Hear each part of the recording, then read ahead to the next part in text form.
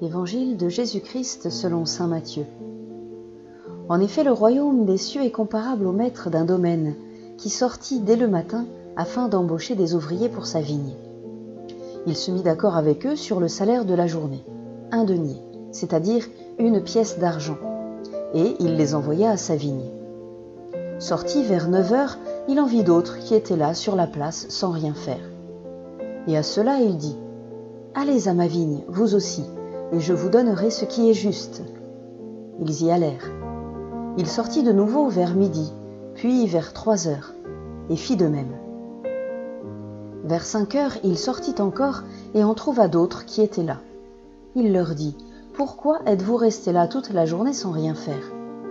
Ils lui répondirent : « Parce que personne ne nous a embauchés. » Il leur dit : « Allez à ma vigne, vous aussi. » Le soir venu, le maître de la vigne dit à son intendant : « Appelle les ouvriers et distribue le salaire en commençant par les derniers pour finir par les premiers. » Ceux qui avaient commencé à 5 heures s'avancèrent et reçurent chacun 1 pièce d'1 denier. Quand vint le tour des premiers, ils pensaient recevoir davantage, mais ils reçurent, eux aussi, chacun 1 pièce d'1 denier. En la recevant, ils récriminaient contre le maître du domaine. « Ceux-là, les derniers venus, n'ont fait qu'1 heure, et tu les traites à l'égal de nous qui avons enduré le poids du jour et de la chaleur. » Mais le maître répondit à l'un d'entre eux : « Mon ami, je ne suis pas injuste envers toi. N'as-tu pas été d'accord avec moi pour 1 denier ? Prends ce qui te revient et va-t'en. Je veux donner au dernier venu autant qu'à toi. N'ai-je pas le droit de faire ce que je veux de mes biens ? Ou alors, ton regard est-il mauvais parce que moi je suis bon ? C'est ainsi que les derniers seront premiers et les premiers seront derniers. »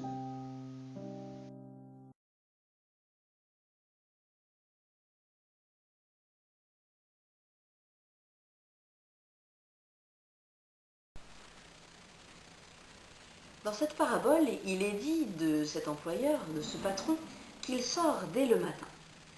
C'est lui, le Seigneur, qui embauche. Je réponds à son appel. C'est lui qui s'approche de moi, qui fait le premier pas, qui m'invite à le suivre. Il ne se lasse pas de sortir à la recherche de travailleurs, de prophètes d'aujourd'hui qui acceptent de se mettre à son service. Ce n'est pas une recherche égoïste, bien au contraire, car la vigne du Seigneur, c'est l'instauration de son royaume dans le monde, dans le cœur des hommes, en nous. C'est donc pour nous, dans notre intérêt. Cultiver sa vigne, c'est enseigner son peuple.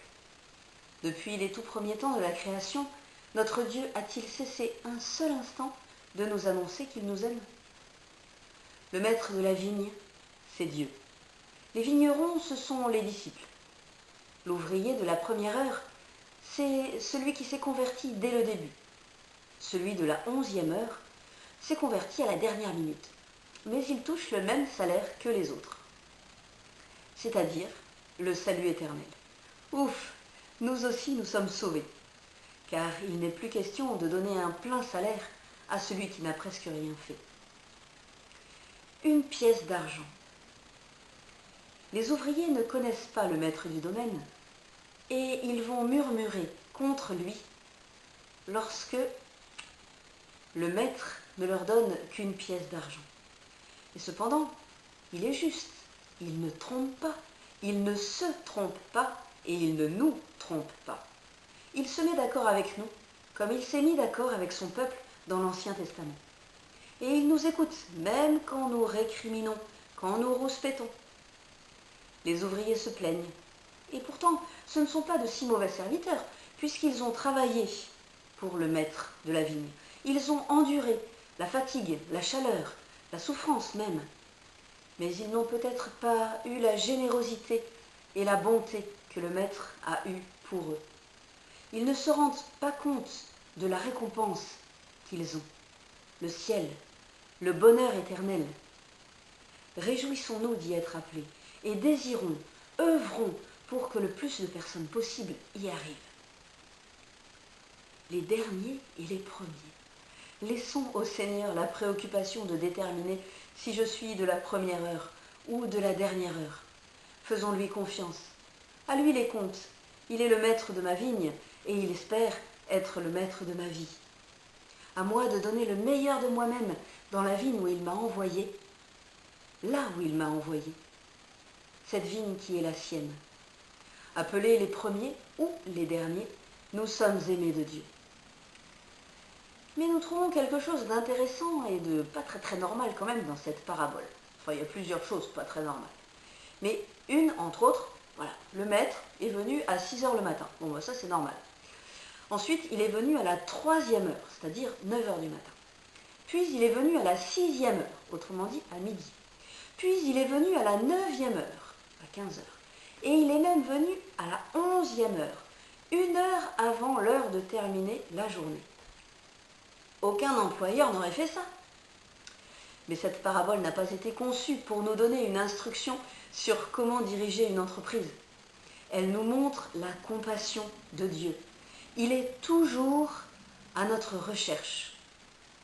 Pour une personne, le salut, la rencontre avec Dieu peut arriver tôt dans sa vie.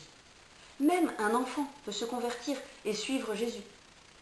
Pour une autre personne, le salut peut arriver tard dans la vie, à la 11e heure, au dernier moment.